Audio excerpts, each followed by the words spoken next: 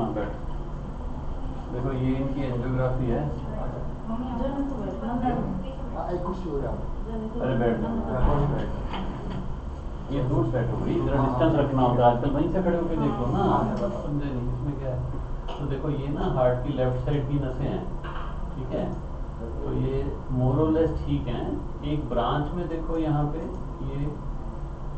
ये थोड़ी नैरो लगती है ना, देखो यहाँ से, पर ये ब्रांच है और फ्लो कर रही है, तो इसमें कोई ऐसी बात नहीं है। जो राइट साइड वाली है, जो इनकी टोटल बंद थी जब हमने खोली थी पिछली बार, ध्यान है ना आपको, उसमें जो स्टेंट है वो यहाँ से यहाँ तक है, देखो दिख रहा है ये स्टेंट, ये देखो ये दिख रहा है, यहाँ से लेके ये स्टेंट है, ये जाली जाली सी दिख रही है ना।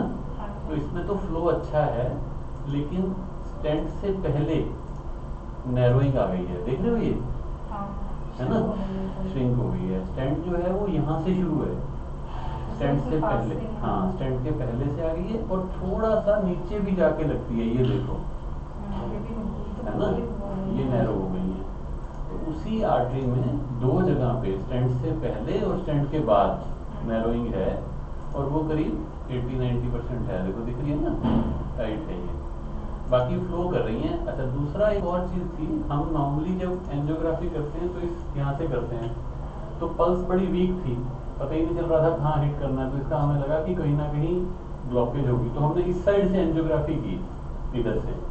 लेकिन फिर इस पैर को चेक करने के लिए कि ये क्यों कम है, हमने इसकी भी एंजियोग्राफी की है, तो इनकी ये वाली पैर की नस भी बंद है, देखो एक्सीडेंट हुआ था उसकी वजह से हार्ट की वजह से।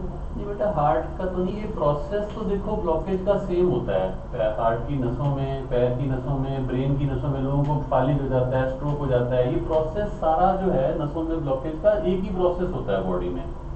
तो मैं मतलब उसमें क्या है, ये बंद है यहाँ से इतनी, और उस कोलेट्रल से फ्लो जा रहा है, अगर बिल्कुल फ्लो ना जाता तो पैर काला पड़ जाता, तो इधर उधर से थोड़ी नसों से फ्लो जा रहा है। तो ये भी एक एक्स्ट्रा फाइंडिंग है जो हमें मिली है, क्योंकि हम इधर से जा नहीं पाए, हमें लगा कि इधर से क्यों नहीं जा पा रहे, फिर हमने इधर से एंजियो की, तो इधर से इसका एंजियोग्राफी कर ली। तो अब ये सिचुएशन है। ये वाली तो देखो पैर वाली तो कभी इमरजेंसी नहीं होती, जब तक फ्लो नीचे जा रहा है ठीक ठाक, उसमें कुछ ज्यादा करने की जरूरत नहीं होती, बाकी उसमें भी स्टेंटिंग होती है। तो हार्ट का अब आपको डिसीजन लेना है, हमारे हिसाब से तो उस नस में एक स्टेंट से पहले और एक स्टेंट के बाद नैरोइंग है, दोनों ऊपर और नीचे, दो स्टेंट, हाँ 2 स्टेंट डलने चाहिए उसमें, क्योंकि वो और बीपी जो है ना वो इस पैर में बिल्कुल ठीक है, क्योंकि वो इधर ब्लॉकेज है तो पैर में ब्लॉकेज नहीं है, बीपी इधर बिल्कुल ठीक है, 130-90 है। तो उसमें अगर आपकी कंसेंट हो तो हम अभी कर सकते हैं राइट साइड वाली, जो जो जिसमें स्टैंड के ऊपर, जो ये वाली मैंने आपको दिखाई है, सॉरी हाँ हार्ट वाली। पैर वाली की तो अभी मैं ऐसा नहीं समझता अभी कोई दवाइयाँ तो काम नहीं चलता, चल जाएगा जी, चल जाएगा दवाइयों से। आपको विश्वास है हमारा सर, आप जो बताओगे हम वही करेंगे। देखो मैडम मैं विश्वास, मैं दवाई चलने वाली बात मैं आपको बताता हूँ भाई, ये ना रिस्क कवर करने के लिए होते हैं कि कल को अगर बंद हो गई तो अटैक होगा, और 80% है, 70 से ज्यादा हो तो उसको करना चाहिए। ये वैसे वाली बात है, अभी कोई बच्चा घर का बाइक चलाए, हम कहीं हेलमेट डाल ले, वो कहे बिना हेलमेट काम नहीं चल जाएगा, चल तो जाएगा ही नहीं। देखो जी आपको विश्वास है, देखो मैं भैया आपसे कह रहा हूँ चल तो जाएगा ही काम, पर रिस्क कवर करने के लिए बेटर होता है नैरोइंग, टोटल ब्लॉक को हार्ट अटैक करे उससे पहले खोल देनी चाहिए, ठीक है। आ गई है, मैं ये कहूँ कि इमरजेंसी है, अभी नहीं कराओगे तो कुछ हो जाएगा, ऐसा कुछ नहीं है, लेकिन सेफ्टी के लिए इसको करा लेना चाहिए। आप अभी डिसीजन लेते हो भाई हमें अभी कराना है तो वो भी कर सकते हैं, आपको नहीं हमें रुक के कराना है, हमें सोचना है, हमें हाँ थोड़ा सा ऐसे भी कितना खर्चा आ जाएगा सर इसका?